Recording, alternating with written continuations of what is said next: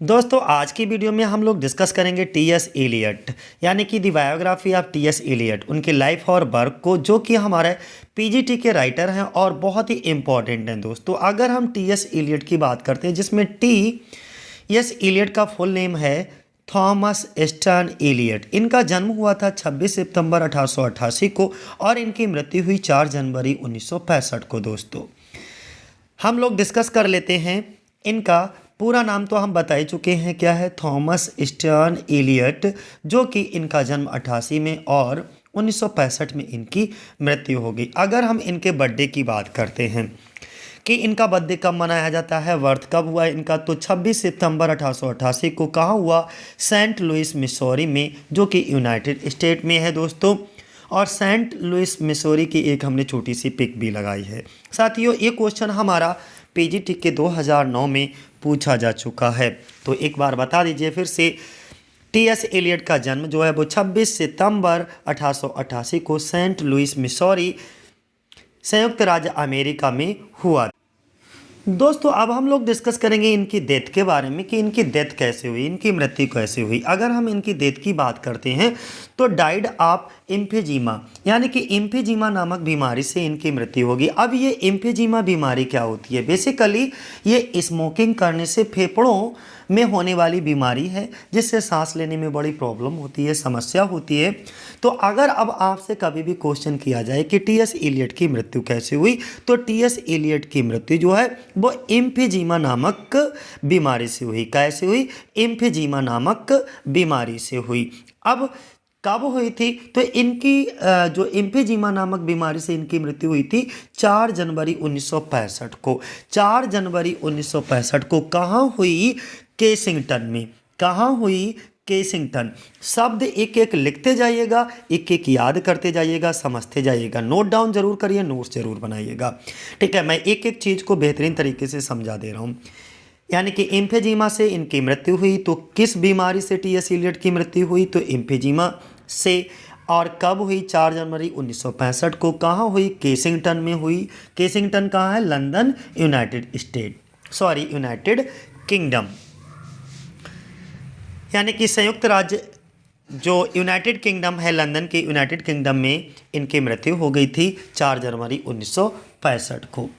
अब हम इनके पेरेंट्स की बात करेंगे, इनके माता पिता का क्या नाम था। दोस्तों अगर हम इनके माता पिता की बात करते हैं तो इनके पिता का नाम जो था वो हेनरी वेयर एलियट था। क्या नाम था? His father Henry Ware Eliot था।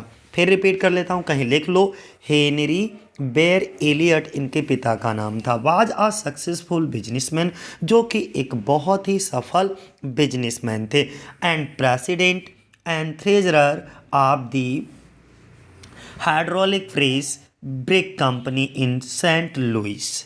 तो अब समझिएगा इनके बारे में। जो इनके पिता थे हेनरी वेयर एलियट, एक सफल व्यापारी और सेंट लुइस में हाइड्रोलिक प्रेस ब्रिक कंपनी के अध्यक्ष और कोषाध्यक्ष थे।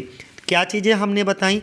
यानी कि इनके पिता, जिनका नाम हेनरी वेयर एलियट था, वो एक सफल व्यापारी थे और सेंट लुइस में हाइड्रोलिक प्रेस ब्रिक कंपनी के अध्यक्ष और कोषाध्यक्ष थे। अब इनकी माँ की बात कर लेते हैं, हिज मदर। उनकी माँ चार्लोट कौन थी? फिर से चार्लोट चंपे स्ट्रांस, चार्लोट चंपे स्ट्रांस थी। बाज आ पोइट, एक कवित्री थी, पोइटिस थी और सोशल वर्कर थी वो।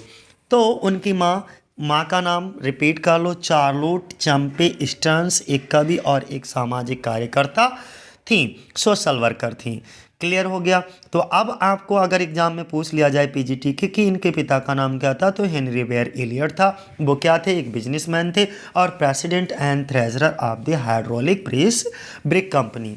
और ये कंपनी कहाँ है? सेंट लुइस में है। इनकी माता का नाम क्या था? तो चार्लोट चैम्पे स्टैंस था, ओके, जो कि एक पोइटिस थी और सोशल वर्कर थी। दोस्तों अब हम इनकी एजुकेशन की बात करेंगे कि इनकी एजुकेशन, शिक्षा इनकी 2 जगह से हुई। यहाँ पर हम हायर एजुकेशन की ही बात करेंगे तो Harvard university and Merton college Oxford. कहाँ से? इनके हार्वर्ड विश्वविद्यालय और मर्टन कॉलेज ऑक्सफोर्ड से इनकी शिक्षा दीक्षा हुई। इनकी स्पाउसेस की बात कर लेते हैं। स्पाउसेस का मतलब होता है पत्नी। अब एक पत्नी नहीं, दो पत्नियां थीं, तो इसीलिए स्पाउसेस है, नहीं तो स्पाउस होता। तो स्पाउसेस, इनकी पत्नियां कितनी थीं, वाइफ्स कितनी थीं? 1915 में 1915 में विवियन हाईवुड से शादी की। विवियन विवियन हाईवुड, इसे हम हैवुड भी पढ़ते हैं। तो 1915 में इनकी विवियन हैवुड से शादी हुई दोस्तों। और इसके बाद 1957 में इनकी वैलेर इलियट से शादी हुई थी। किससे हुई थी? Valerie Eliot, Valerie Eliot. Vivienne Haigh-Wood, फिर से विवियन हेवुड और वैलेरी इलियट, इनकी दो पत्नियां थी दोस्तों। अगला हम बात करेंगे इनके ऑनर की, इनको कौन कौन से सम्मान दिए गए दोस्तों। अगर हम सम्मान की बात करते तो यहाँ से देख लीजिएगा, बहुत ही इंपॉर्टेंट है, मोस्ट एंड मोस्ट इम्पॉर्टेंट। और यहाँ पर आप इसकी इम्पॉर्टेंस को ऐसे भी समझ सकते हो, पीजीटी के 2000 और 2010 में पूछा गया है कि टीएस एलियट को 1948 में नोबेल प्राइज़ दिया गया था लिटरेचर के लिए, और 1948 में ही इनको ऑर्डर ऑफ मेरिट से भी नवाजा गया साथियों। तो इनको ये दो पुरस्कार इनके बहुत ज़्यादा इम्पॉर्टेंट हैं लाइफ के, कि नोबेल प्राइज़ इनको लिटरेचर में कब दिया गया, तो वो 1948 में, और इनको 1948 में ही ऑर्डर ऑफ मेरिट से भी नवाजा गया दोस्तों। अब हम ऑक्यूपेशन की बात कर लेंगे, इनका ऑक्यूपेशन क्या था। अगर हम 20वीं सेंचुरी की बात करते हैं तो 20वीं सेंचुरी यानी कि ये मॉडर्न एज के कवि थे, ये पूछा गया क्वेश्चन है और आपके एग्जाम में पूछा जा चुका है कि ये कौन सी सेंचुरी के, तो मॉडर्न एज के, ध्यान रखिएगा। English poet, assist, playwright, literary and social critic हैं दोस्तों। तो ये क्या है, यानी कि अगर हम बात करें तो 20वीं सदी के यानी कि मॉडर्न एज के अंग्रेजी कवि, निबंधकार, नाटककार, साहित्यकार और सामाजिक आलोचक हैं, सोशल क्रिटिक हैं दोस्तों। तो अब याद रहेगा, ऑक्यूपेशन में याद रखिएगा, ये सारी चीज़ें इनसे रिलेटेड है। इनका पीरियड कब से कब तक रहा, तो 1905 से लेकर के 1965 का पीरियड माना जाता है दोस्तों, जब से इन्होंने अपनी पोइट्री को लिखना शुरू करा था। यानी कि 1905 से ही इन्होंने लिखना शुरू करा था, और इनका प्रोज वर्क आया था 1905 में, दी वर्ड्स ऑफ प्रे, जो कि एक शॉर्ट स्टोरी था, वहीं से इनके कैरियर की शुरुआत मानी जाती है दोस्तों। और उन्होंने 1965 तक लिखा था, 1965 तक लिखा था, और 1965 में इनके एक वर्क आया था दोस्तों, जो कि इनके मरने के बाद पब्लिश हुआ था, criticize the critics, to criticize the critics, इस तरीके से। तो इनका जो लिटरेरी पीरियड माना जाता है, यानी कि इनका जो कैरियर की शुरुआत मानी जाती है दोस्तों, वो 1905 से लेकर के 1965 तक मानी जाती है। इन्होंने अपने कैरियर की शुरुआत जो है 1905 से लिखने की शुरू की थी, और 1965 तक, टिल हिज डेथ, क्योंकि 1965 में ही इनकी मृत्यु हो गई। इसके बाद लिटरेरी मूवमेंट की बात करें, कौन सा लिटरेरी मूवमेंट चल रहा था जब ये अपने वर्क्स को लिख रहे थे, तो मॉडर्निज्म चल रहा था, यानी कि मॉडर्न एज, तभी ये मॉडर्न एज के कवि कहलाते हैं। दूसरा, इनके कुछ नोटेबल वर्क के बारे में बात करेंगे। नोटेबल का मतलब होता है यहाँ पर प्रशंसनीय, यानी कि इनके प्रेज वर्दी प्रशंसनीय वर्क कौन कौन से थे जिनको हमें याद रखना है। तो इसमें ये कुछ मोस्ट इम्पॉर्टेंट है, इसमें मोस्ट एंड मोस्ट इम्पॉर्टेंट है the love song of J Alfred Prufrock. लिखी, इसको मैं अलग, ये चारों के ऊपर अलग से वीडियो बनाऊंगा जब भी वर्क पर हम कार्य करना शुरू करेंगे। ये इतना इम्पॉर्टेंट है कि जब भी आपका पीजीटी का एग्ज़ाम होता है तो यहाँ से रिलेटेड कुछ ना कुछ अवश्य पूछा जाता है, इसलिए हम बिल्कुल भी इसको अनदेखा नहीं कर सकते। Okay, the love song of J Alfred Prufrock, जो कि 1915 में आई थी। इसके बाद वेस्टलैंड 1922 में, मोस्ट एंड मोस्ट इम्पॉर्टेंट, 3-4 बार वेस्टलैंड से रिलेटेड पीजीटी के 2005 और 9 में भी क्वेश्चन पूछे जा चुके हैं। इसके बाद फोर क्वार्टरेट्स आई थी 1943 में, मर्डर इन द कैथेड्रल आई थी 1935 में दोस्तों। डेविड कॉपरफील्ड, बहुत से हैं इनके, अभी भी बहुत सारे नोटेबल वर्क हैं जिनको यहाँ पर सभी नोटेबल वर्क्स को हमने मेंशन नहीं किया। आगे लास्ट वीडियो में हम सभी इनके वर्क्स को मेंशन करेंगे दोस्तों, अलग अलग कि इनका प्रोज वर्क कौन सा था, पोइट्री, पोएम्स, ओके, ये सब क्या हैं, इनका वेस्टलैंड क्या है, किस तरीके से उसमें कौन इंपॉर्टेंट है, कौन से इंपॉर्टेंट नहीं है, पोएटिक प्लेज कौन से हैं इनके, नॉन फिक्शन वर्क कौन सा है, ओके, पास्थोमसली पब्लिकेशंस, इनके कौन कौन से वर्क हैं, तो ये सब चीज़ों के बारे में हम अगले वीडियो में आपके साथ डिस्कस करेंगे साथियों।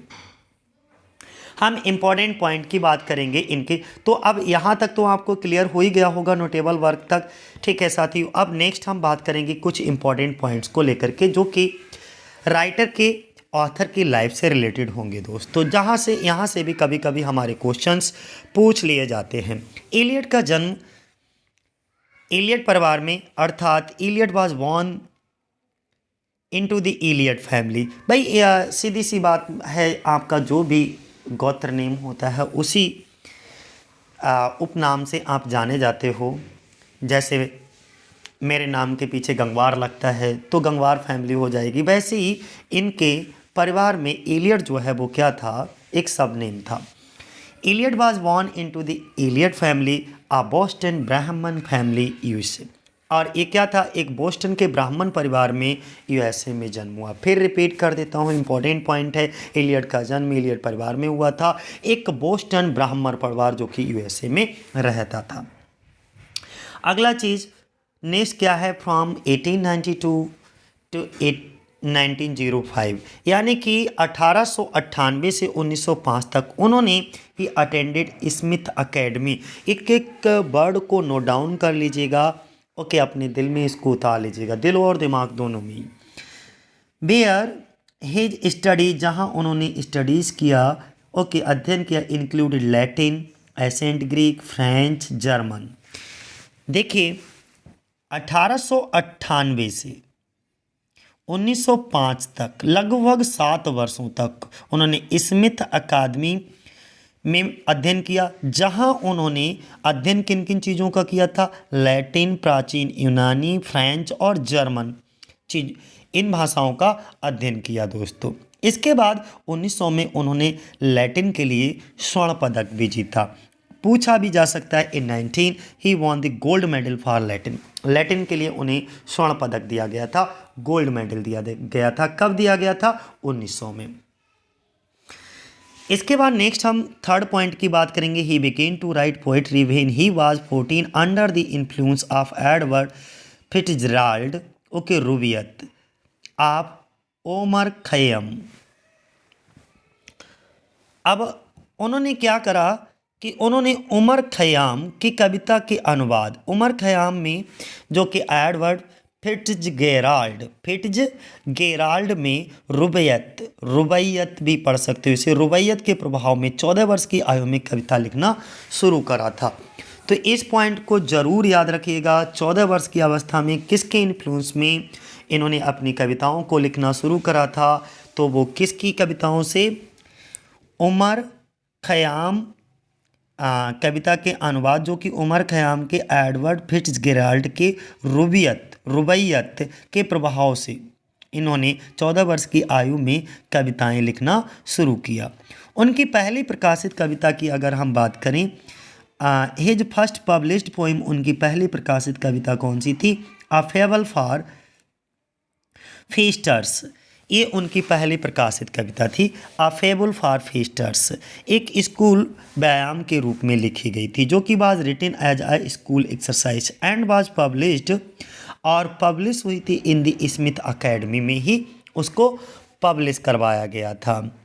यानी कि 14 वर्ष की आयु में कविता लिखना शुरू करा। उनकी पहली प्रकाशित कविता अ फेबल फॉर फीस्टर्स एक स्कूल व्यायाम के रूप में लिखी गई थी और फरवरी 1905 में स्मिथ अकादमी रिकॉर्ड में प्रकाशित की गई दोस्तों। अकेडमी में इसको रिकॉर्ड में इन फरवरी 1905 में इसको प्रकाशित किया गया। इसीलिए कहा जाता है इनका पीरियड 1905 से ही इनके करियर की शुरुआत मानी जाती। आल्सो पब्लिश्ड देयर इन अप्रैल 19, इसके बाद भी पब्लिश हुई थी अप्रैल में, पहले फरवरी में फिर अप्रैल 1905 को, was the oldest surviving poem in the manuscripts and untitled lyric. Okay, तो उन्होंने यहाँ पे क्या बताया था पहले फरवरी 1905 में स्मिथ अकादमी रिकॉर्ड में प्रकाशित हुई थी और फिर अप्रैल 1905 में प्रकाशित उनकी पांडुलिपि में उनकी सबसे पुरानी ये सर्वाइविंग पोइम थी दोस्तों। एक अनपढ़ गीत, क्या लिखा है, ओके, इसके बाद में लेटर बाद में रिवाइज किया इन्होंने एंड रिप्रिंटेड इसको करवाया एज सॉन्ग के गीत के रूप में in the Harvard Advocate, Harvard universities, okay, student magazine में। He also published 3 short stories in 1905 में। उनकी मैंने क्या बताया, 1905 में उनकी 3 शॉर्ट स्टोरीज को भी पब्लिश करवाया गया था। उन तीनों शॉर्ट स्टोरीज का नाम सुन लीजिएगा। The word of the pray, ये भी एक शॉर्ट स्टोरी थी, ओके, जो कि 1905 में पब्लिश हुई थी। और 1905 में ही इनका प्रोज वर्क और था the man who was king, ये भी एक शॉर्ट स्टोरी थी दोस्तों। और अ टेल ऑफ अ होल, ये भी 1905 में, ये 3 हुई। तो कौन कौन सी, पहली वर्ड्स ऑफ द प्रे, यहाँ से देखिए 1905 में 3 जो उनकी शॉर्ट स्टोरीज पब्लिश हुई थी उनका नाम क्या है। पहले का नाम है words of prey, prey means होता है शिकार करना, चिड़ियों का शिकार करना। A tale of a whale. और तीसरी जो शॉर्ट स्टोरी थी उसका नाम है the man who was king. तीनों क्लियर हो गई। तो 1905 में कौन कौन से वर्क इनके पब्लिश हुए थे। 1905 में अगर हम इनके पब्लिश की बात करते हैं तो कौन कौन से, एक तो fable for feast, a fable for feasters, इसके बाद में क्या था, birds of the prey, a tale of the whale और the man who was king. फिर इन 1905 में ही 1905 में he went to Milton Academy in, इसके बाद ये 1905 में ही मैसाचुसेट्स में, जो कि मैसाचुसेट्स में ही मिल्टन की क्या है, मिल्टन एकेडमी, सॉरी नाम है मिल्टन एकेडमी, वहाँ चले गए थे। Where he met, okay, Scofield. इसके बाद में स्कोफील्ड थायर से मिले। हम ये कह सकते हैं, ज़रा ध्यान से सुन लीजिएगा ये चीज़ क्या है। 1905 में वे मैसाचुसेट्स में मिल्टन एकेडमी गए थे, जहां उनकी मुलाकात एक व्यक्ति से हुई जिसका नाम था स्कोफील्ड थायर, ओके, जिन्होंने बाद में द वेस्टलैंड को प्रकाशित किया था। और यही वो व्यक्ति था हु लेटर पब्लिश्ड, जिन्होंने बाद में पब्लिश किया था किसको, द वेस्टलैंड, जो कि 1922 में इनकी पब्लिश हुई थी और बहुत ही फेमस हुई थी। Waste Land most and most important है, ज़रूर तैयार करिएगा उसको। ही स्टडीज फिलॉसफी, इसके बाद इन्होंने फिलॉसफी का अध्ययन किया। कब, एट हार्वर्ड कॉलेज में, और कब से कब तक, 1906 से लेकर के 1909 तक। इसके बाद अर्निंग हिज बैचलर्स डिग्री, वहाँ से उनको एक बैचलर डिग्री मिली। आफ्टर 3 ईयर, 3 साल बाद, इंस्टीड ऑफ द यूजुअल 4, यानी कि उन्होंने 1906 से 1909 तक हार्वर्ड कॉलेज में दर्शन शास्त्र का अध्ययन किया। सामान्य 4 के बजाय 3 साल बाद अपनी स्नातक, वैसे तो 4 साल के बाद स्नातक की डिग्री प्राप्त होती थी, लेकिन सामान्यतः 4 के बजाय इन्होंने 3 साल बाद अपनी स्नातक की डिग्री हासिल कर ली। यहाँ उन्होंने Arthur Symons the symbolist movement in literature पढ़ा। फिर इन्होंने क्या पढ़ा, इसे Here he read Arthur Symons The Symbolist Movement in Literature, जो कि 1899 में आया था दोस्तों। फिर एक बार रिपीट कर देता हूँ, यहाँ पर इन्होंने क्या करा कि Arthur Symons the symbolist movement in literature को जो है पढ़ा, और फिर इन्होंने Jules Laforgue, Arthur Rimbaud this introduce him, और इस मूवमेंट ने इनको इंट्रोड्यूस कराया किससे, टू जूल्स लेफार्जू और आर्थर रिम्बाउंड एंड पाउल बैलेनी। फिर तीनों के नाम मैं रिपीट कर देता हूँ कि Symons the symbolist movement in literature, जो कि 1899 पढ़ा। तो इसको पढ़ कर के इन्होंने किससे परिचित हुए, किसके बारे में इनको जानने का मौका मिला, इन्होंने इस जो बुक थी जिसको इन्होंने पढ़ा था, इससे इन्होंने जूल्स लफार्गी के बारे में अच्छे से पढ़ा, आर्थर रिम्बाउंड के बारे में अच्छे से पढ़ा, एंड पॉल बेरलाइन से परिचित कराया गया। इनको बहुत अच्छे से इनके बारे में, तीनों के बारे में जानकारी हो गई। किसके तीनों के बारे में, 1 2 3 थ्री, वन इज जूल्स लाफार्गी, दूसरा आर्थर रिम्बाउंड और तीसरा पॉल बेरलाइन।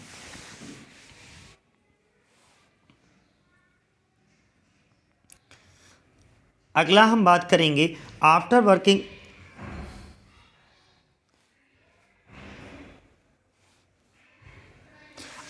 वर्किंग नेक्स्ट हम लोग डिस्कस करेंगे after working as a philosophy assistant at Harvard from 1909 to 1910 he moved to Paris where from 1910 to 1911 यानी कि 1910 से 1911 में he studies philosophy at the Sorbonne. यानी कि अब उन्होंने क्या करा कि after working as a philosophy assistant 1909 से लेकर के 1910 तक हार्वर्ड में एक दर्शन सहायक के रूप में फिलॉसफी असिस्टेंट के रूप में काम करने के बाद वह पेरिस चले गए।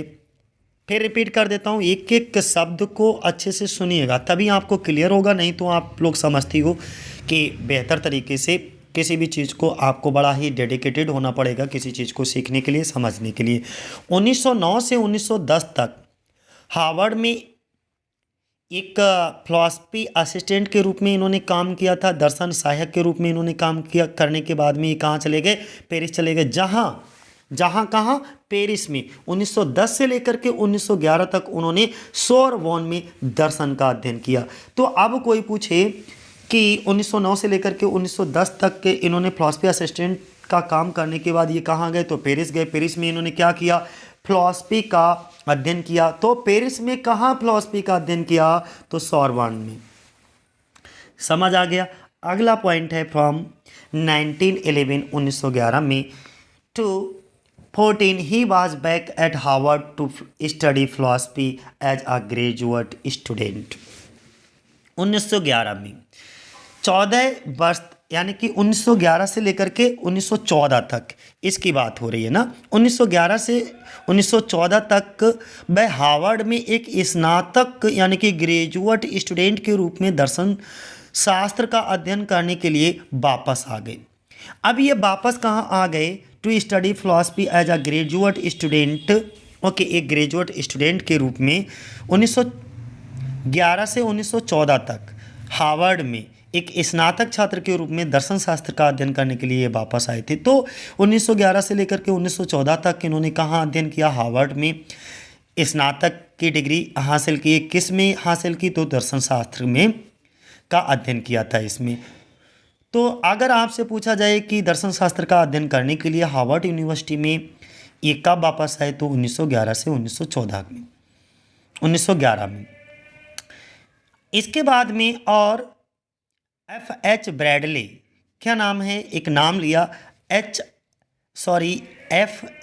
ब्रैडले के दर्शन में ज्ञान और अनुभव पर अपनी डॉक्टरेट थीसिस शुरू की।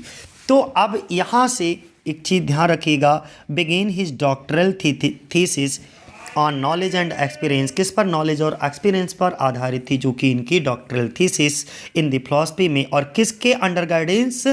F.H. ब्रैडली।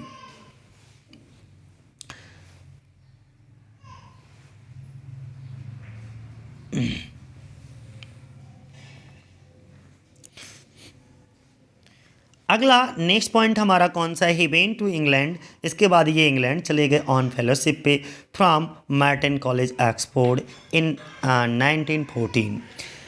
यानी कि उन्होंने कहा कि 1914 में वह 1914 में मार्टिन कॉलेज ऑक्सफोर्ड से फेलोशिप पर इंग्लैंड गए। तो अगर आपसे पूछा जाए कि मार्टिन कॉलेज ऑक्सफोर्ड में फेलोशिप पर इंग्लैंड कब गए ये, तो ये कब गए थे? 1914 में। ऑन 22 सितंबर 1914 में he met Ezra Pound. Important point, इसको नोट डाउन कर लीजिएगा कि ये एजरा पाउंड से कब मिले थे। तो अगर हम एजरा पाउंड की बात करें कि he went England on fellowship, तो उन्होंने क्या करा कि वह 1914 में मार्टिन कॉलेज ऑक्सफोर्ड से फेलोशिप पर इंग्लैंड गए थे। और 22 सितंबर 1914 को उनकी मुलाकात किससे हुई? 22 सितंबर 1914 को इनकी मुलाकात किससे हुई? एजरा पाउंड से हुई। अगला ऑन 26 जून 1915 में ही गॉट मैरिड विवेन हैवुड।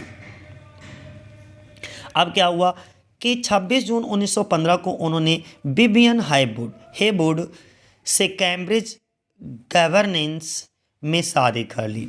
कहाँ? कैम्ब्रिज गवर्नेंस में शादी कर ली। किसने शादी की? टी.एस. एलियट ने। किससे शादी की? विवियन हेवुड से।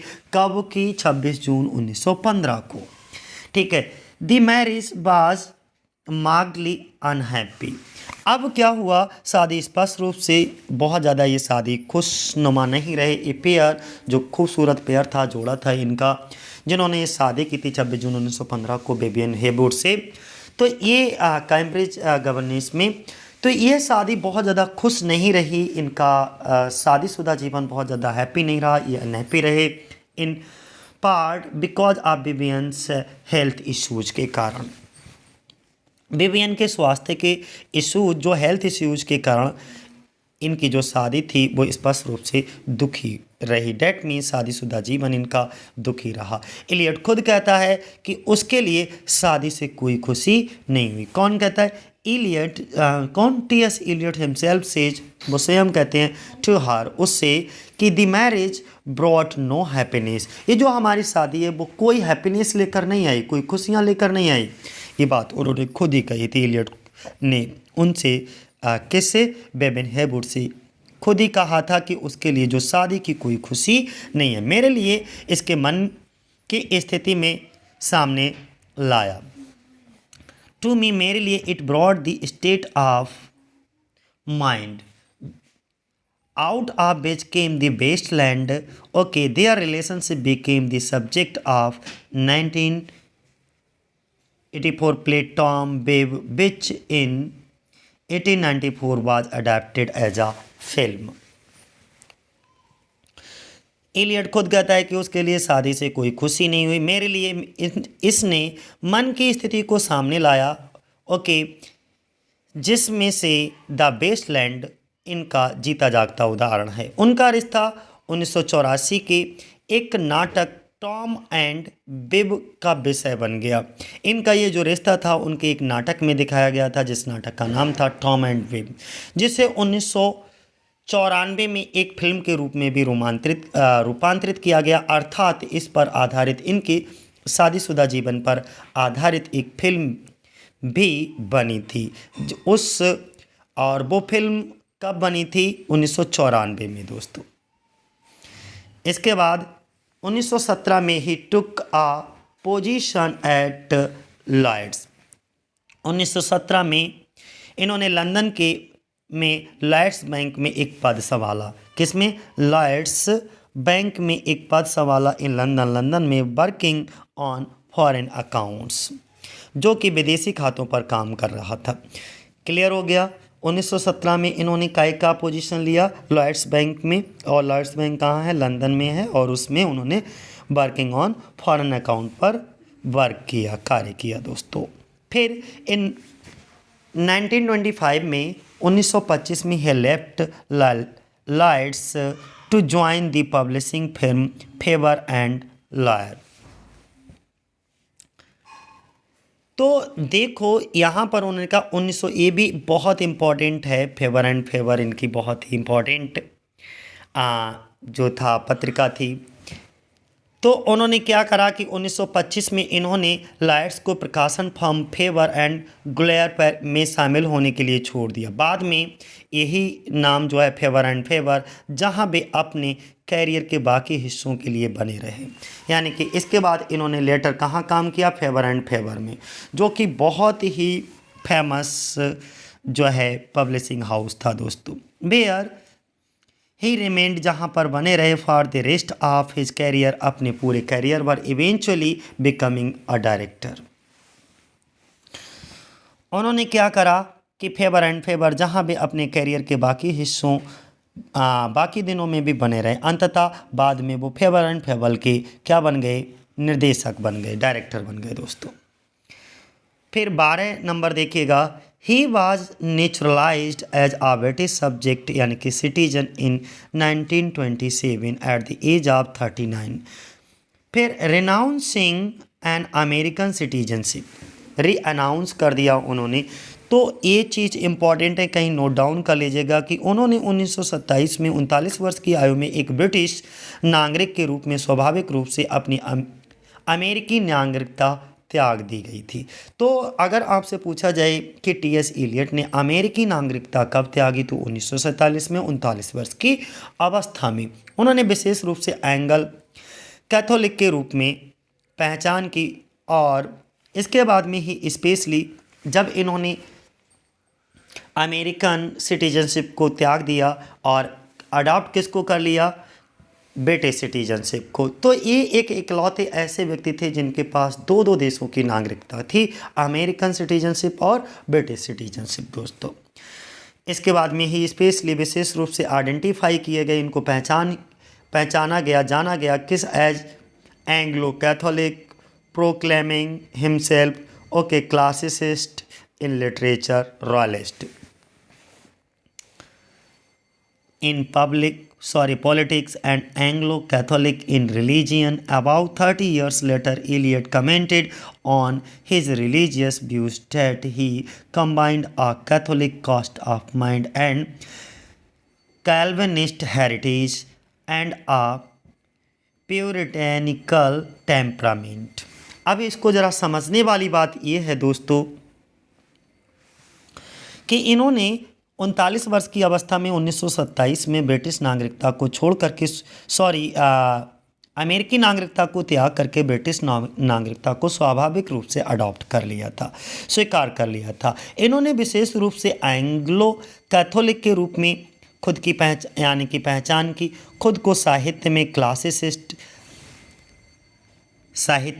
क्लासिसिस्ट। और इसके बाद अगर हम चर्चा करेंगे, देखो इसके बाद अगर हम बात करते तो राजनीति में रॉयलिस्ट और धर्म में एंग्लो कैथोलिक के बारे में 30 साल बाद इलियट ने अपने धार्मिक विचारों पर टिप्पणी की, धार्मिक विचारों पर कुछ कमेंट किया। और वो कमेंट क्या था कि उन्होंने कैथोलिक जाति का दिमाग, एक कैल्वियन विरासत को जोड़ा और एक पौराणिक स्वभाव। तो उन्होंने तीन चीज़ों के बारे में बात की, तीन चीज़ों को जोड़ा, कैथोलिक कास्ट ऑफ माइंड और क्या है, कैल्विनिस्ट हेरिटेज को और प्यूरिटन टेम्परामेंट को। इसका मतलब ये हुआ कैथोलिक जाति का दिमाग, एक कैल्वियन विरासत को जोड़ा और एक पौराणिक स्वभाव को, प्यूरिटेनिकल पौराणिक और टेम्परामेंट स्वभाव दोस्तों। इसके बाद 1933 में हिज 1932 से यानी कि 1932 से लेकर के 33 में नॉर्टन लेक्चर्स कहाँ, eight Harvard published under the title the use of poetry at the use of criticism इन 1933। अब क्या हुआ, 1933 में हार्वर्ड में 1932 और 33 के Norton lectures the use of poetry and the use of criticism 1933 शीर्षक के तहत प्रकाशित हुए। The use of poetry and the use of criticism 1933 के तहत इसको प्रकाशित किया गया था। Okay, next at the University of Virginia he delivered the lectures later published as After Strange Gods. इसके बाद वर्जीनिया विश्वविद्यालय में उन्होंने बाद में लेटर ऑफ स्ट्रेंज गॉड्स 1934 जो कि पब्लिश हुई थी के रूप में प्रकाशित व्याख्यान दिया था। कहाँ, वर्जीनिया यूनिवर्सिटी में ये लेक्चर दिया था दोस्तों। और इसके बाद उन्होंने बाद में लेटर ऑफ स्ट्रेंज गॉड 1934 में इसको प्रकाशित कराया गया था। उसी वर्ष वह बिबियन से अलग हो गए दोस्तों, जिनकी मृत्यु 1947 में हो गई थी। और इसी साल 33 में ही ये बिबियन से इनकी मैं फिर रिपीट कर देता हूँ, शादी हुई थी विवियन हेवुड से 1915 में, याद होगा आपको मैंने बताया था। और ये अलग कब हो गए, 33 में, 1933 में ये क्या हो गए, अलग हो गए। और ये विवियन हेवुड जो हैं वो उनकी इनसे अलग होने के कुछ सालों बाद, कुछ सालों से मतलब 33 में अलग हुई और 47 में फिर इनकी मृत्यु हुई, यानी कि the same year he separated from Vivienne. और बेबिन कब मरी, 1947 में। तो कहीं नोट डाउन कर लीजिएगा। इनकी पहली पत्नी जो विवियन हैवुड थी, उनकी मृत्यु कब हुई? 1947 में हुई थी दोस्तों। लेकिन विवियन इससे पहले ही अलग हो गई थी 1933 में। नेक्स्ट हम बात करेंगे इन 1948 में he was awarded the Nobel prize. और ये मोस्ट इम्पॉर्टेंट है दोस्तों, इसमें ध्यान रखिएगा। 1948 में उन्हें साहित्य में नोबेल प्राइज से सम्मानित किया गया वर्तमान कविता के लिए। और किसके लिए? For the outstanding pioneer contribution to present day poetry। Okay, the same year he got order of merit. और उसी साल सेम ईयर इन्हें ऑर्डर ऑफ मेरिट से भी नवाजा गया। तो 1948 में इन्होंने दो पुरस्कार जो है बटोरे थे। और वो दो पुरस्कार कौन कौन से बटोर लिए थे? एक तो नोबेल प्राइज़, जो कि विश्व का सबसे बड़ा अवार्ड माना जाता है दोस्तों, awarded the Nobel prize in literature. और इसके बाद इन्होंने उसी साल इनको मिला था ऑर्डर ऑफ मेरिट। तो समझ गए। तो अच्छा, इनको 1948 में लिटरेचर में जो साहित्य में नोबेल प्राइज़ दिया गया था वो किस लिए दिया गया था? वर्तमान कविता के लिए उनके उत्कृष्ट और अग्रणी योगदान के लिए दोस्तों, ध्यान रखिएगा, अग्रणी योगदान के लिए। 10 जनवरी 1957 को एट द एज ऑफ 68, अब टी.एस. एलियट का लगभग बूढ़े हो चुके हैं, मैं ये कह सकता हूँ 68 वर्ष की अवस्था में पहुँच गए। Eliot married Esme Valerie Fletcher से, हु वाज 30, जो उस समय 30 साल की थी। अभी मैं इनके बारे में बातचीत करूँगा दोस्तों। इनका एक अवार्ड और इनका नोट डाउन कहीं कर लीजिएगा कि ही was awarded the US medal of freedom, यानी कि 1964 में इनके लिए उन्हें अमेरिकी स्वतंत्रता पदक से भी सम्मानित किया गया। और इसके बाद में ही डाइड ऑफ, वो मर गए, सॉरी थोड़ा सा छूट गया था, ये पॉइंट समझाने के लिए रह गया था। ऑन 10 जनवरी यानी कि 10 जनवरी 1957 को at the age of 68 Eliot married. जो टी.एस. एलियट होते हैं वो शादी कर लेते हैं किसमें? एसमे वैलेरी फ्लेचर से। ये एक इनका दूसरा, यानी कि 10 जनवरी, नोट डाउन कर लो कहीं पर कि दूसरी शादी ये कब करते हैं, कितने वर्ष की आयु में करते हैं, किससे करते हैं, उसकी आयु कितनी होती है, ठीक है, और ये शादी कब तक चलती है, ये सब चीज़ें इनके बारे में इस पॉइंट में समझेंगे। 10 जनवरी तो कब होती है इनकी शादी? 10 जनवरी 1957 को इनकी शादी होती है। उस समय टी.एस. एलियट की आयु 68 वर्ष की होती है। और टी.एस. एलियट किससे शादी करते हैं? एसमे वैलेरी फ्लेचर से शादी करते हैं। नाम नोट डाउन कर लीजिएगा, एसमे वैलेरी फ्लेचर से शादी कर ली, जो कि 30 वर्ष की थी। और ये जो महिला थी जिससे शादी की थी, उसकी उम्र उस समय कितनी थी? 30 साल की। तो अपने से 38 साल छोटी, अपने से आधी, खुद 68 साल के, यानी कि एकदम बूढ़े, और कितनी उम्र की लड़की से शादी कर रहे हैं? 30 साल की उम्र से। देखिएगा वहाँ का कल्चर किस तरीके का है। 30 वर्ष की थी और अगस्त 1949 से फेबर के वो सचिव रहे। इसके बाद ये पॉइंट भी इम्पॉर्टेंट है, वो सेक्रेटरी कब से बनाए गए थे? तो अगस्त 1949 से 1949 से फेबर, जो कि बहुत ही फेमस वहाँ की क्या है, पब्लिशिंग हाउस है दोस्तों, उसके ये क्या बनाए गए? सेक्रेटरी बनाए गए दोस्तों। अब ये पॉइंट देख लो। इसके बाद में 64 में he was awarded the US medal of freedom, यानी कि 64 में इनको यूएस मेडल ऑफ फ्रीडम से भी अवार्ड किया गया, कहीं लिख लीजिएगा। इसके बाद 17 नंबर पॉइंट हमारा क्या कहता है? He died of emphysema. इनकी मृत्यु एम्फीजीमा नामक बीमारी से हो गई थी, जो कि हमारे लंग्स में हो जाती है, फेफड़ों में हो जाती है। ये एक्चुअली क्या होता है, इस बीमारी को होने का प्रमुख कारण स्मोकिंग होता है। स्मोकिंग करने से जो फेफड़ों में एक बीमारी हो जाती है जिसका नाम है एम्फीजीमा, और इससे सांस लेने में रेस्पायरेटरी जो हमारा सिस्टम होता है, रेस्पायरेटरी सिस्टम, वो ठीक से काम करना बंद कर देता है और सांस लेने में दिक्कत होने लगती है दोस्तों। इसके बाद एट हिज होम, और अपने घर कहाँ, इन किंग्स किंगसिंगटन में। देख लीजिएगा इनकी मृत्यु कब हुई थी, केसिंगटन में। कब हुई थी, केसिंगटन। क्या लिखा है, केसिंगटन इन लंदन में। 4 जनवरी 1965 को लंदन के केसिंगटन में अपने घर में इनकी एम्फीजीमा नामक बीमारी से मृत्यु हो जाती है। इसके बाद ऑन 4 जनवरी 1965 को, कब, 4 जनवरी 1965 को।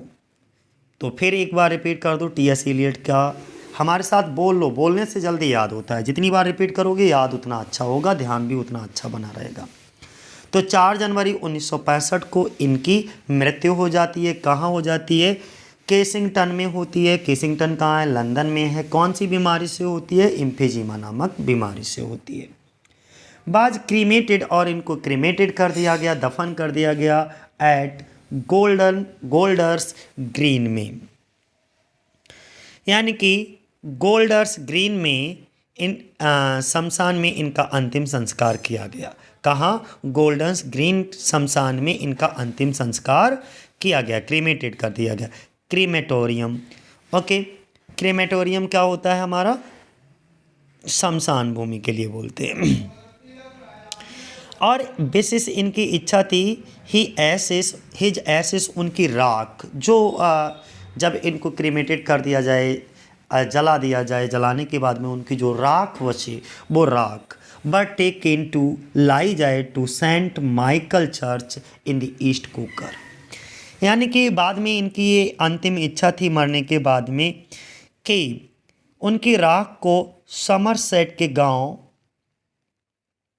कहाँ, एक दी विलेज इन समरसेट में है, समरसेट के गांव ईस्ट कॉकर के सेंट माइकल चर्च में ले जाया गया। फिर रिपीट कर देता हूँ, थोड़ा हिंदी इसको समझ लीजिएगा कि इनका अंतिम संस्कार गोल्डर्स ग्रीन शमशान भूमि में हुआ और उनकी इच्छा थी कि उनकी राख को सोमरसेट के गांव ईस्ट कॉकर के सेंट माइकल चर्च में लाया जाए। ओके, ले जाया गया। अब जहाँ से उनके पूर्वजों ने अमेरिका में प्रवास किया था, अब यहाँ से फ्रॉम विच, जहाँ से हिज एंसेस्टर्स, उनके पूर्वजों ने हैड इमिग्रेटेड, यानी कि प्रवास किया, इमिग्रेट हो गए थे, कहाँ, टू अमेरिका के लिए। आ बाल फ्लैग कमेंटेटर्स हिम। तो यहाँ पे क्या हुआ, एक चीज़ और समझने वाली है कि जहाँ से उनके पूर्वजों ने अमेरिका में प्रवास किया था दोस्तों, एक दीवार पट्टिका पे उनकी कविता ईस्ट कोकर के कुछ पंक्तियों के साथ उन्हें याद किया जाता है। यह ध्यान रखना, बहुत ही इम्पोर्टेंट पंक्तियाँ हैं दोस्तों। ओके, कमेंटेटर्स में बताया जाता है, कॉमेम लिखा है कॉमोमेरेट्स हिम, ठीक है, कॉमोमेरेट्स हिम विद आ कोटेशन, एक कोटेशन है फ्रॉम हिज पोइम, उनकी ही पोइम की, जिसका नाम है ईस्ट कुकर। ओके, जिसमें इन माई बिगिनिंग, उसकी लाइन है, in my beginning is my end, in my end is my beginning. क्या कहा, मेरे अंत में मेरा अंत, मेरे अंत में मेरा अंत है, मेरे अंत में मेरी शुरुआत है, मेरे अंत में मेरा, देखो, is my beginning and my and. फिर बहुत ही अच्छी बात कही है, मेरे अंत में मेरा अंत है, मेरे अंत में मेरी शुरुआत है, ठीक है। In my beginning is my end, in my end is my beginning दोस्तों। इसके बाद नेक्स्ट पॉइंट, 1967 में on the second anniversary okay of his death, a large stone was installed in the floor of poets corners in London's Westminster Abbey. 1967 में उनकी मृत्यु की दूसरी वर्षगांठ पर लंदन के वेस्टमिंस्टर एबे में कवि के कोने की मंजिल में एक बड़ा पत्थर स्थापित किया गया था। पत्थर पे उनकी जीवन तिथियों और उनके ऑर्डर ऑफ मेरिट तथा उनकी कविता लिटिल गिडिंग के कुछ पंक्तियाँ जो हैं अंकित की गई हैं। और the stone is inscribed with the life dates, उनका जो स्टोन है, जो पत्थर है, उस पर एपिथाफ जो लिखे गए हैं पत्थर पर अंकित, कब्र पर जो अंकित शब्द हैं, ओके, वो उनकी कुछ डेट्स हैं, जीवन डेट्स हैं, ऑर्डर ऑफ मेरिट कब दिया गया इनको, okay, and the quotation from his poem Little Gidding की कुछ कोटेशन लिखी गई हैं। कौन सी? The communication of the dead is tongued with the fire beyond the language of the living, यानी कि संचार, कम्युनिकेशन, मृतकों में से आग से परे जीव है, जीविका की भाषा, okay, language of the living. तो इस तरीके से इन्होंने बताया था। और अब हम लोग डिस्कस करेंगे इनके कुछ वर्क के बारे में।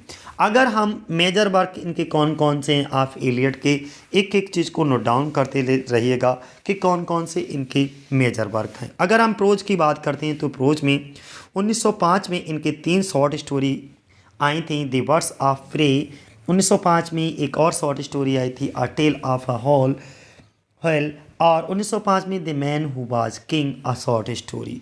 ठीक है। इसके बाद 1909 में the review of the vine and the puritans, okay, a review of the vine and the puritans 1909 में आई।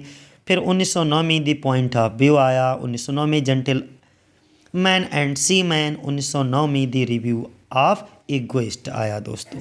इसके बाद इनकी कुछ पोइम की चर्चा कर लेते हैं। पोइम्स कौन कौन सी हैं। 1905 में इनकी पहली पोइम आई थी, सबसे पहली पोइम इनकी, अगर 1905 में, जिसका नाम था अ फेबल फॉर फीस्टर्स, याद रखिएगा इसको, 1905 में। और इनकी शॉर्ट स्टोरी कौन सी थी? पहली शॉर्ट प्रोज में शॉर्ट स्टोरी वर्क कौन सा था 1905 का? The birds of the pray. और अगर प्रोज की बात करें, पोइम में बात करें, तो अ फेबल ऑफ फीस्टर्स 1905 में। पोइम सबसे पहली पोइम 1905 में अ फेबल ऑफ फीस्टर्स, और प्रोज में आपको बता दिया गया है the birds of the free, जो कि एक लव कहानी थी। 1905 में अ लिरिक आया था, एक इनका गीत था, इफ टाइम एंड स्पेस ऐसे जिससे, 1905 में एट ग्रेजुएशन। फिर 1907 में song, if space and time as sages say. इसके बाद 1908 में बिफोर मॉर्निंग। 8 में ओके, श्राइस पैलेस। 1909 में song when we come home across the hill. फिर नेक्स्ट 1909 में ऑन द पोर्ट्रेट। 1909 में नेक्चरून। फिर 10 में ह्यूमरेस्क्यू।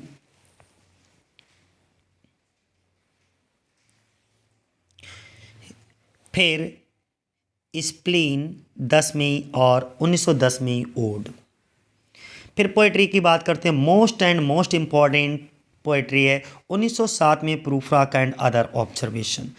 Proof rock and other observation दोस्तों 1917 में। मोस्ट एंड मोस्ट इम्पॉर्टेंट, इसको कहीं नोट डाउन करते रहिएगा। अगर हम दोस्तों इसकी बात करते हैं 1917 में जो proof rock and other observation आया था, ये बेसिकली क्या था, एक 12 पोएम का पम्पलेट था, ओके, चैप बुक्स, जो कि बाद में इसको टाइटल्ड किया गया था Prufrock and other observation करके, जिसमें पहली पोएम थी the love song of J Alfred Prufrock. इसको एलियट ने, ये भी एक पोएम है the love song of J Alfred Prufrock, okay, Eliot ने इसको लिखना शुरू करा था फरवरी 1910 में दोस्तों, 1910 में। और ये पब्लिश हुई थी जून 1915 में, जून 1915 में। अब क्लियर रहेगा। और ये किसका पार्ट था? 1917 में proof rock and other observation. इसके बाद portrait of a lady poem है आंट हेलेन। प्रिल्यूड्स, देखो प्रिल्यूड पर बहुत है, मैंने जो कन्फ्यूजिंग वर्क थे उस पर एक वीडियो बना रखी है, अगर आपने वो वीडियो नहीं देखी है तो देख लीजिएगा, ठीक है। प्रिल्यूड्स, ठीक है। नेक्स्ट हम बात करेंगे हिज पोइम्स 1920 में, जो उनकी पोइम्स थी वो कौन कौन सी थी, देखिएगा यहाँ से। जोरेंसियन, कौन सी? पहली जोरेंसियन। इसके बाद में स्विनिंग इन द नाइटिंगल्स। यानी कि स्वेनी अमंग द नाइटिंगेल्स। फिर यानी कि जो हिप्पोपोटेमस, एक दरियाई घोड़े के लिए बोलते हैं हिप्पोपोटेमस। ओके, वो लिखा इन्होंने। फिर विस्पर्स ऑफ इमॉर्टेलिटी लिखा।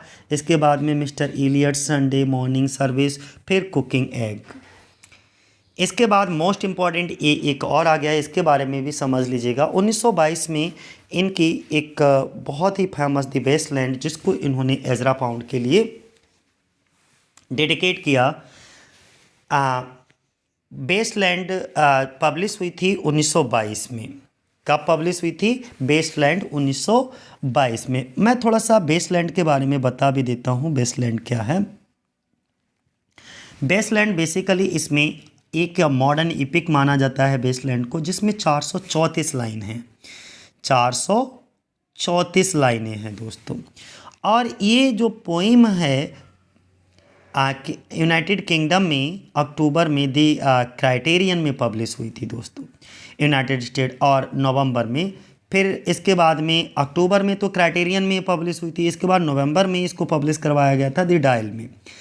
क्लियर हो रहा है? और it was publish in book from December 1922 में, और इसको बुक के रूप में फिर पब्लिश करवाया गया था दिसंबर 1922 में। तो ध्यान रहेगा, जो कि पीजीटी के 2005 और 9 में पूछा गया है वेस्टलैंड के लिए। ठीक है, चलो इसके बाद में वेस्टलैंड के 5 भाग थे, जिसमें हमने पहले भी बताया था। ये कभी कभी पूछ लेते हैं उनका सीरियल भी। पहला the burial of the dead, the game of a game of chess, the fire sermon, death by water करके था। और एक अंतिम इनका था इसी का पार्ट, 5 पार्ट में ये लिखी हुई थी कि व्हाट द थंडर सेड। इस तरीके से इसके 5 भाग हैं। हम वेस्टलैंड के ऊपर जब वीडियो बनाएंगे तब आपको बताएंगे। इसके बाद में 1925 में हॉलो मैन आई थी। 1925 में हॉलो मैन, जो कि इम्पॉर्टेंट है, इसको ध्यान रखिएगा। इसमें post world war first Europe के लेकर के इसमें कुछ जिक्र किया गया है। और इसमें टोटल का टोटल अगर हम बात करें तो ये जो पोइम है हॉलो मैन, वो डिवाइडेड इनटू 5 पार्ट्स, और इसमें टोटल 90, हॉलो मैन की बात कर रहा हूँ, 98 लाइन्स हैं। ठीक है, ध्यान रखिएगा। इसके बाद में 1927 से लेकर के 54 में एरियल पोइम्स आई थी। ओके, फिर 1927 में जर्नी ऑफ द मैगी, फिर सॉन्ग ऑफ सिमीन, फिर 1930 में एस वेडनेसडे और कोरियोलन। 39 में old persons book of practical cats in the queen books of the Red cross 1939 में आई थी दोस्तों। यानी कि ओल्ड साम्स की practice book cats books red cross के द क्वीन बुक में आई थी। इसके बाद 39 में ही पोलिक डॉग्स का मॉर्निंग सॉन्ग आया था the Queen's book of the Red Cross में। ठीक है, इसके बाद में हम बात करेंगे 1939 में अगर हम बात करें तो बिली एम को द रिमार्केबल पैरेट। ओके, और 45 में 4 क्वार्टेट्स, इसको भी समझ लीजिएगा, ये भी इम्पॉर्टेंट है। 4 क्वार्टेट्स जो कि 1945 में पब्लिश हुई थी। ये क्या है? इनका बहुत ही ग्रेटेस्ट वर्क माना जाता है, मिस्ट्रिकल पोइट्री होती है। और ये जो work is a work of 4 poems, इसमें 4 क्वार्टेट्स का मतलब यही है। इसमें कौन कौन सी 4 पोइम्स हैं 4 क्वार्टेट्स में? अगर हम बात करें want Norton, east cooker, dry salvage और लिटिल गिडिंग। ओके, दी 4 क्वार्टेट्स बाज पहली बार जो पब्लिश हुई थी वो सीरीज से पब्लिश हुई थी। इसकी फर्स्ट सीरीज आई थी न्यूयॉर्क में 1943 में, और फिर लंदन में 1944 में दोस्तों, और लास्टली 45। क्लियर हो गया? नेक्स्ट हम बात करेंगे अगला पोएटिक प्लेज का हम जिक्र करते हैं, और इनके बारे में डिटेल से हम तब बताएंगे जब इनके ऊपर एक एक अलग अलग वर्क बना रहे होंगे, वर्क के ऊपर डिस्कस कर रहे होंगे, जिसमें आपका मर्डर इन कैथेड्रल भी अलग से हम आपको बताएंगे। जहाँ से क्वेश्चन ज़्यादातर आपके पीजीटी में पूछे जाते हैं, हम उनको डिस्कस करेंगे आपके साथ। दूसरा 1926 में स्वेनी एगोनिस्ट्स, फिर 34 में दी रॉक, 35 में मर्डर इन कैथेड्रल, 39 में फैमिली रीयूनियन, 49 में दी कॉकटेल पार्टी, इंपॉर्टेंट है कॉकटेल पार्टी ध्यान रखिएगा, 53 में इनका कॉन्फिडेंशियल क्लर्क और 59 में एल्डर स्टेट्समैन्स। नॉन फिक्शन में देख लीजिएगा क्रिश्चियनिटी एंड कल्चर 39 और 48 में, द सेकेंड ऑर्डर माइंड 1920 में, ट्रेडिशन ये इनका क्रिटिकल वर्क है, tradition and the individual talent 1920 में आया था, sacred would essay on poetry and criticism 1920 में, Hamlet and his problems. Okay and अगला अगर हम बात करें तो होमेज एंड जॉन ड्राइडन 1924 में, Shakespeare and the stoicism of Seneca 1928 में, द लैंसलॉर्ड एंड ड्यूज 1928 में, दांते 1929 में, सिलेक्टेड एसेज 1917 से 1932 में, the use of poetry and the use of criticism 1933 में, आफ्टर स्ट्रेंज गॉड्स 1934 में, एलिजाबेथन एसेज 1934 में। फिर हम बात करेंगे एसे एंसेंट एंड मॉडर्न 1936 में, the idea of the Christian society 1939 में। फिर अ चॉइस ऑफ किफलिंग वर्स 1941 में, note toward the definition of culture 1948 में, पोएट्री एंड ड्रामा 1951 में, the three voices of poetry 1954 में, द फ्रंटियर्स ऑफ क्रिटिसिज्म 1956 में, on poetry and poets 1957 में दोस्तों। फिर इनके मरने के बाद पब्लिकेशन किसका हुआ था, टू क्रिटिसाइज दी क्रिटिक्स 1965 में दोस्तों। इसके बाद वेस्टलैंड ओके फैसिमेल एडिशन आया था 1974 में, दूसरा 1922 वाले की बात नहीं कर रहा हूँ। फिर इन्वेंशन ऑफ द मार्च या पोएम्स 1909 से 1917 में, जो कि 96 में पब्लिश हुआ था, लिखा उस समय गया था दोस्तों। तो अब आपको क्लियर हो गया होगा दोस्तों, ये तो इनके थे कुछ इम्पॉर्टेंट वर्क के बारे में, आपको क्लियर हो गया होगा। और मुझे लगता है कि अब तो कोई मुश्किल नहीं होना चाहिए था, थोड़ा सा बेस समझने में आपको मदद मिल गई होगी टी.एस. इलियट के बारे में। तो एक बार बता दो जल्दी से टी.एस. इलियट के बारे में। इनका जन्म कब हुआ, 26 सितंबर 1888 को। कहाँ हुआ, Saint Louis Missouri United State में हुआ था। डेथ कब हुई थी, ओके। इनकी किस बीमारी से हुई थी, एम्फीजीमा बीमारी से हुई थी 4 जनवरी 1965 को। कहाँ 1965 को हुई कहाँ थी, ये भी आप हमें थोड़ा सा बता दीजिएगा कि 1965 में